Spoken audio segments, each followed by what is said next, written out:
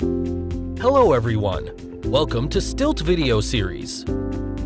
If you're planning to visit the United States, you have to undergo a visa interview process before you're allowed to enter the country. Once the Foreign Service officers have checked all your documents, they decide whether your visa will be approved or rejected. In other cases, you might be issued a 221G, which is the request for additional information to verify your case. What is a 221G refusal? If you're issued a 221G, you are neither rejected or accepted from getting a visa to enter the United States. It really only means that the consulate or embassy you are conducting your interview with needs more information to handle your case. Reasons why a 221G refusal is issued? Background check. If you come from another religion or work in an industry which is in the Technology Alert List or TAL, you might be put under review by the consulate. Industries in the TAL include people working in engineering, pharma, or biotech. If this is the case for you, you might have to go through extra background checks on your family or employment history. Employment check. The United States will usually do an extra employment check if you work in a consultancy that is hard to define. This extra check is to dig in a little deeper to what exact work and projects you are currently working on. PIMS. A PIMS is a server application that applicants need to fill out. You will be issued a 221G if you haven't updated this information yet. What happens after a 221G refusal?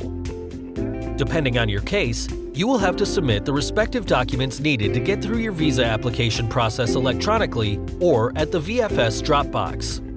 If the consulate decides to issue you the visa, they will ask for your passport so that they can officially stamp the visa in. In the unfortunate case your visa gets rejected, the consulate will return all original documents to you. What does the revocation and reevaluation process involve? Once the interview is over, the case will be returned to the USCIS so that the decision can be reconsidered. The result can end in two different ways. The approved petition can either be revoked or it can be proved lawful, meaning that the individual will get their visa. This revocation process can be rather burdensome and lengthy and may take a few months or years. 221G Refusal of Administrative Process. NVC Petition Review. The NVC will review the petition and send it back to the USCIS Service Center. This process may also take up to 1 month. Service Center Petition Review.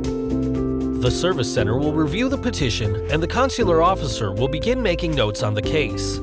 Bear in mind that returned applications are of a lower priority compared to new ones. Notice of Intent to Deny. The USCIS Service Center will either give a Notice of Intent to Deny or Notice of Intent to Revoke, depending on the observations of the consular officer.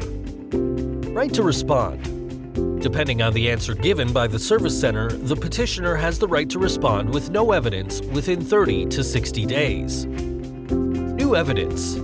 If the petition has been reaffirmed, the center will send the petition along with the new evidence to the consulate, including the recommendation for issuing a visa. Interview date issued. The beneficiary will be informed by the consulate about the interview date. The visa is issued or denied. The consular officer in charge of conducting the interview of the petitioner will either issue the visa or deny it via Section 221G. Most of the administrative processes should be resolved in 60 days. What can I do after my 221G petition gets rejected? In case your 221G petition gets rejected, the consulate will send your petition back to the USCIS and all your original documents will be returned to you, except for the 797. Once the USCIS has received all relevant documents, they will send you a notice of receipt to notify you that they will start the second evaluation process. This second period of evaluation normally takes between 2 and 3 months, which, by the end of, you will either be issued a Notice of Intent to Revoke, or NOIR, or a Notice of Intent to Deny, or NOID. Depending on their answer, your petition will be reinstated or denied. This is a very complicated process that can take very long and frustrate many hopeful applicants.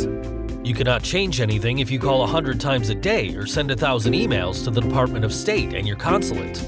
You might actually hurt your case if you decide to show so much impetuousness, so we recommend that you relax and stay calm.